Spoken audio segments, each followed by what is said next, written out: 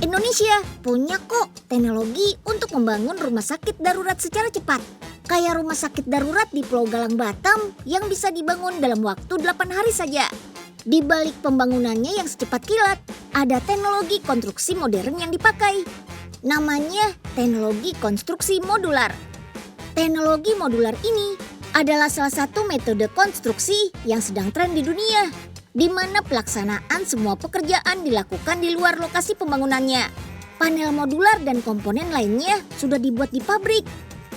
Seluruh komponen tinggal dibawa ke lokasi pembangunan, terus tinggal dirakit saja deh. Panel-panel ini berbahan material komposit, material papan kayu, sampai material sandwich panel yang ringan juga kuat. Sejak pandemi COVID-19, teknologi untuk menunjang protokol kesehatan juga ikut berkembang. Wah, ada apa aja tuh? Selengkapnya di episode hari ini. Yuk, kita kemon!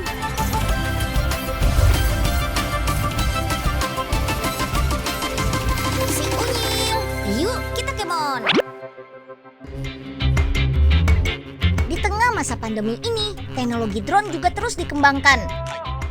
Penggunaan drone bakal makin inovatif, salah satunya untuk angkutan penumpang komersil. Di Jepang, mobil terbang sudah mulai diuji coba. Mobil terbang ini hanya dilengkapi satu kursi untuk pilot. Mobil terbang ini juga diklaim dirinya punya desain paling kecil di dunia, sebagai model full electric vertical take off and landing. Artinya, mobil terbang ini juga dirancang menggunakan model lepas landas dan mendarat secara vertikal. Di Indonesia, teknologi semacam mobil terbang juga mulai dikembangkan nih. Seperti inovasi taksi drone pertama buatan anak bangsa ini. Wih, keren kan? Ayo, ikut Unyil ke lokasi pembuatannya yang ada di daerah Bantul, Yogyakarta. Taksi drone ini didesain buat ditumpangi 2 orang dengan maksimal beban yang bisa diangkut sampai dengan 200 kg loh. Hampir 90% lebih material yang digunakan di taksi drone ini berbahan serat karbon. Serat karbon dipilih karena bahannya ringan tapi sangat kuat. Bahannya sama kok seperti bodi pesawat terbang modern. Keren! Biar taksi drone-nya ini bisa terbang, pastinya perlu dibekali baling-baling. Kalau dihitung, total ada 8 baling-baling yang bakal digerakkan sama motor penggerak. Motor penggerak yang dipilih sudah berteknologi brushless. Kelebihannya, kekuatan putaran yang dihasilkan bisa sangat tinggi dengan daya listrik yang rendah. Wah, lihat deh. Baling-balingnya dipasang atas bawah kayak gitu. Desain baling-baling ganda seperti ini bertujuan supaya lebih hemat ruang dan bobot juga jadi lebih ringan. Semakin banyak baling-baling, drone-nya bisa lebih stabil juga. Bagian ini juga gak kalah penting nih. Yap, baterai. Baterai yang digunakan bisa menerbangkan drone selama 30 menit melayang di udara dengan kecepatan maksimal 100 km per jam. Tada! Taksi drone karya anak bangsa sudah jadi nih. Siap buat diterbangkan. Yuhu! Bagian dalam taksi drone lumayan lega nih. Kursinya juga empuk dan nyaman. Mirip kayak mobil balap gitu deh. Nah, Sahabat Unyil, satu fitur yang paling canggih di taksi drone ini ada tabletnya. Tablet ini bakal memberikan informasi yang dibutuhkan atau yang biar kita bisa tahu nih taksi drone ini di mana. Dari mulai baterai, ketinggian, kecepatan, sampai sisa dari jarak. Jadi taksi drone ini autonomous, tidak perlu dikendalikan sama sekali. Semua diatur di sini. Wah, gimana mas? Wah, ayo mas, siap. Saya udah siap nih buat terbang nih. Maaf nih, kayaknya untuk drone taksi ini belum boleh terbang. Jadi memang kita harus melewati beberapa tahap pengujian lagi baru bisa siap dioperasikan. Iya gitu teman-teman. Jadi taksi drone ini emang masih belum siap untuk terbang. Jadi masih perlu tahap pengujian yang lebih lanjut lagi. Wih, beneran bisa terbang tuh. Bulan Maret lalu, taksi drone ini sudah diuji terbang langsung loh. Taksi drone juga punya keunggulan kemampuan vertical take off. Artinya bisa lepas landas secara vertikal kayak helikopter. Jadi nggak perlu tuh landasan pacu yang terlalu luas. Cukup area seluas mobil saja deh. Walau cuma sebentar, Pengujian ini sudah bisa memastikan motor penggerak baling-baling berfungsi sempurna buat mengangkat bodi drone sampai melayang di udara. Wah, keren banget kan? Kondisi pandemi kayak sekarang nggak menyurutkan semangat untuk terus berinovasi. Unyil yakin deh, cepat atau lambat, di masa yang akan datang, model transportasi semakin beragam.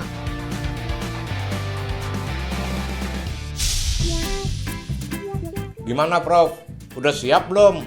Wah, Pak Oga sama Profesor lagi bikin apaan nih? Oh, ini Nyil, proyek becak drone-nya Pak Oga. Oh, Betul, Den. Biar Pak Oga narik becanya sambil terbang. Jadi nggak kena macet lagi deh. wah keren. Nah, ayo Pak Oga, becak drone-nya siap buat dijalankan. Siap, Prof.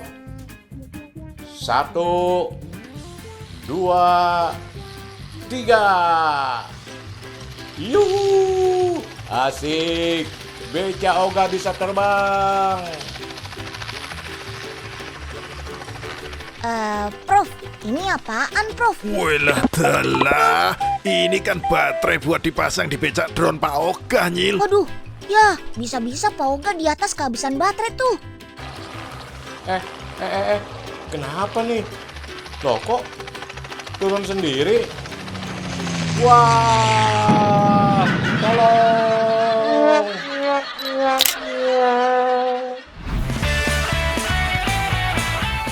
Di masa pandemi ini, kita jadi akrab nih sama yang namanya disinfektan spray.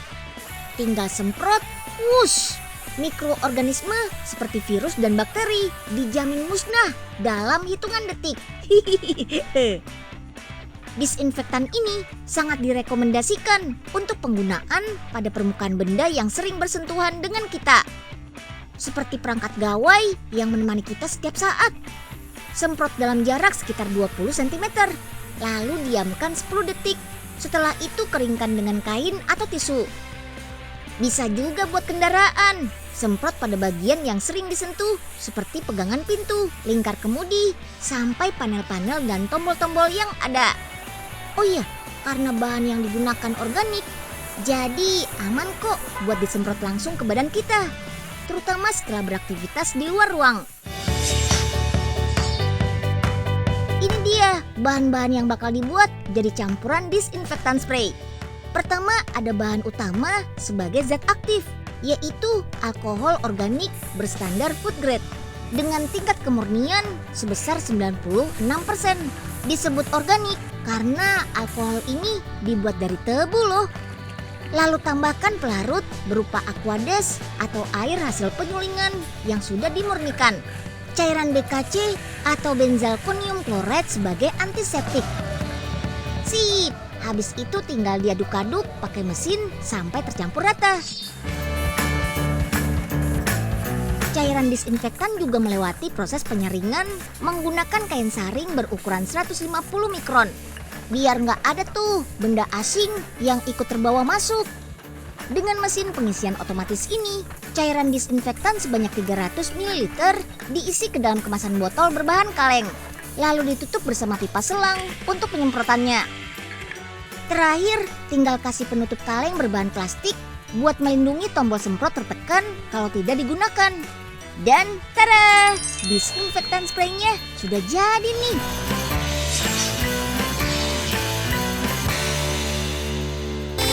Yuk kita kemon.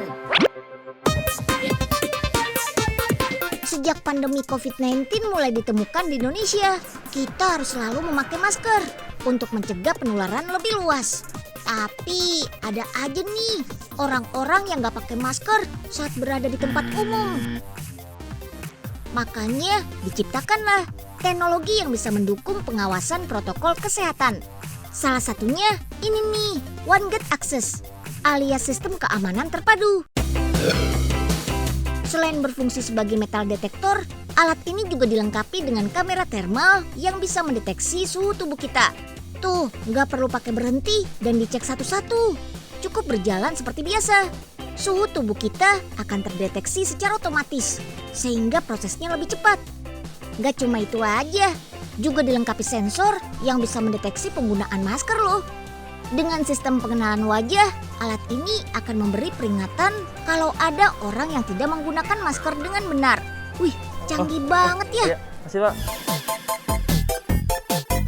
Nah, kalau yang ini lebih canggih lagi deh. Kamera thermal ini bisa digunakan di tempat luas dan ramai seperti bandara atau stasiun. Bisa mendeteksi suhu dan masker lebih dari 30 orang sekaligus. Data mengenai suhu dan masker juga ditampilkan dengan lebih detail dan akurat.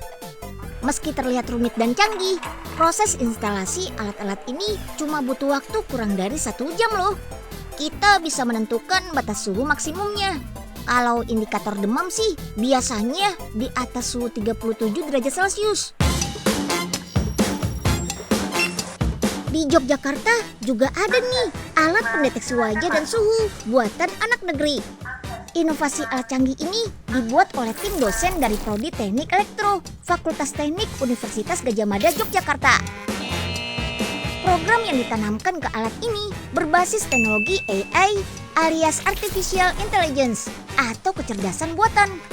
Di bagian tengah ada monitor untuk menampilkan suhu. Di paling atas ini dia ada kamera thermal yang bekerja menggunakan gelombang inframerah. Kamera thermal ini juga bisa diatur tampilannya secara digital. Jadi hasil pengukuran bisa langsung terkoneksi ke komputer mini. Sekarang kita coba tes deh seberapa canggih sih alat yang satu ini. Come on! Nah, sahabat Unyil, ini udah ada alat pengukur suhu tubuh dengan teknologi kamera pemindai wajah. Harusnya barang-barang yang kita bawa itu tidak juga terukur suhunya. Sekarang kita cobain yuk. Akses diterima, silakan masuk. Oh, kelihatan kan? Kalau di layar ini hanya bagian mukanya aja yang diberi tanda kotak. Berarti suhunya yang diukur hanya di bagian wajahnya aja. Sementara benda yang di bawah ini nih ada mie instan yang masih panas banget. Itu tidak terukur. Jadi lebih akurat hasilnya. Saat ini alat pengukur suhu dengan pemindai wajah sudah dipasang di beberapa pintu masuk gedung kampus UGM sendiri. Walaupun sudah terintegrasi secara otomatis, masih diperlukan petugas yang berjaga sambil memonitor apakah ada yang tidak lolos saat proses pendeteksiannya. Maaf Pak, sebelumnya saya dulu di luar.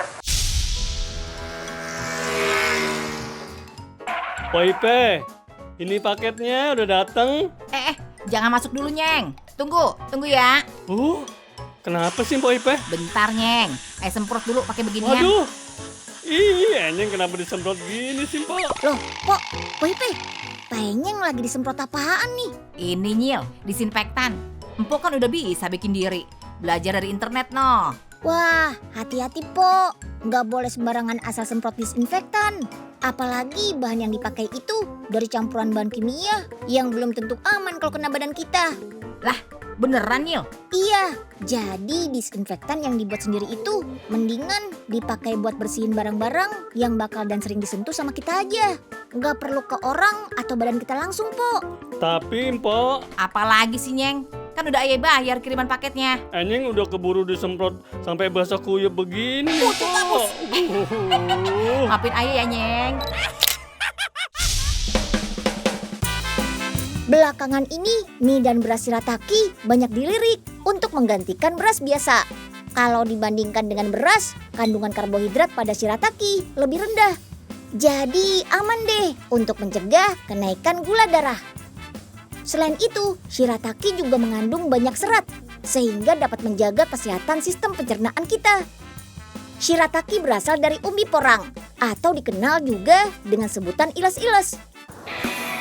Oh iya, perlu teman-teman tahu nih, untuk mengolah umbi porang menjadi makanan, nggak bisa sembarangan loh. Pada umbi porang terkandung kalsium oksalat yang bisa bikin gatal.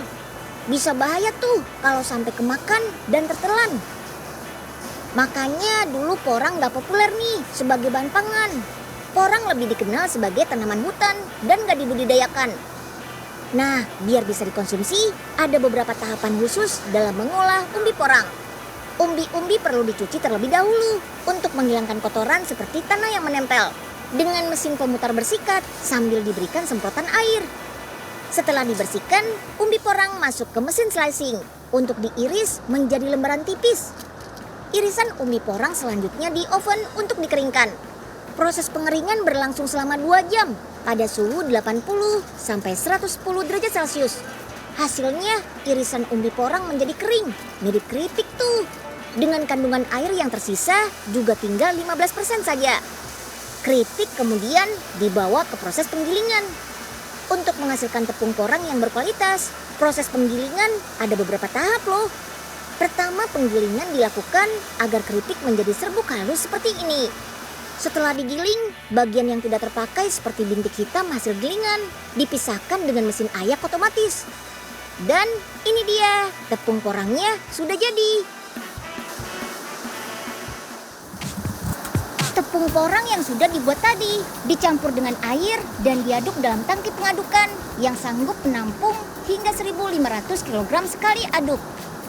Setelah 20 menit, hasil pencampuran menghasilkan adonan mie berwarna putih yang padat dan kenyal tuh. Adonan lalu tinggal dicetak memanjang seperti mie.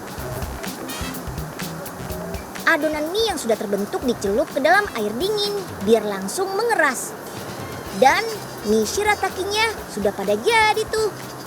Mie shirataki yang sudah jadi disusun di atas loyang cetakan dengan berat yang sudah ditentukan.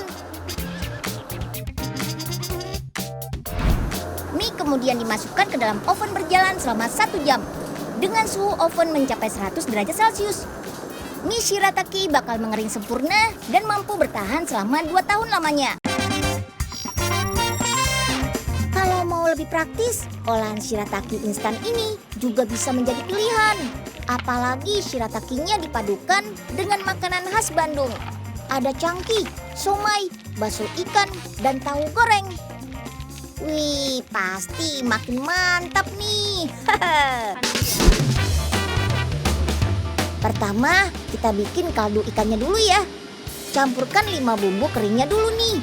Setelah itu ditimbang supaya rasanya pas. Baru deh diaduk sampai merata. Terus tinggal dikemas menggunakan aluminium foil supaya bumbu lebih tahan lama. Lanjut, Unyil kasih lihat cara bikin isian untuk menemani mie shiratakinya. Adonan ini dibuat dari ikan tenggiri. Kita buat bakso ikannya dulu ya. Ini isian yang paling gampang. Soalnya tinggal dibuletin saja. Terus digoreng sampai benar-benar kering.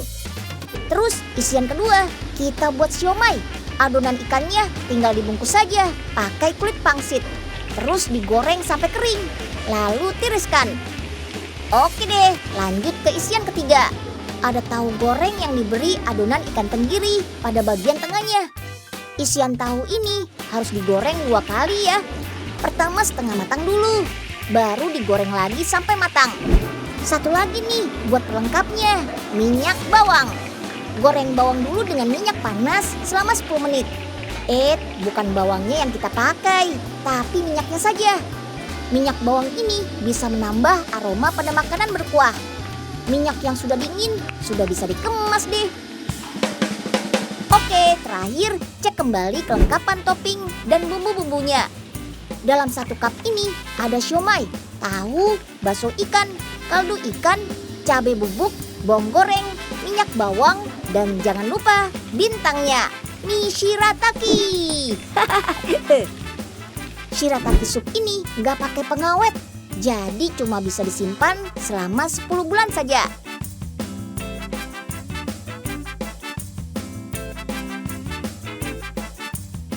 Yuk kita kemon. Unyil nggak bosan-bosan mengingatkan nih, supaya teman-teman selalu mempraktekkan 3M kalau terpaksa harus keluar rumah. Memakai masker, menjaga jarak, dan menghindari kerumunan. Mencuci tangan dengan sabun di air yang mengalir. Kalau 3M kita praktekkan dengan disiplin, kita bisa segera pulih dari dampak penyakit COVID-19. Oke, sampai jumpa di tayangan Si Unyil berikutnya ya. Dadah!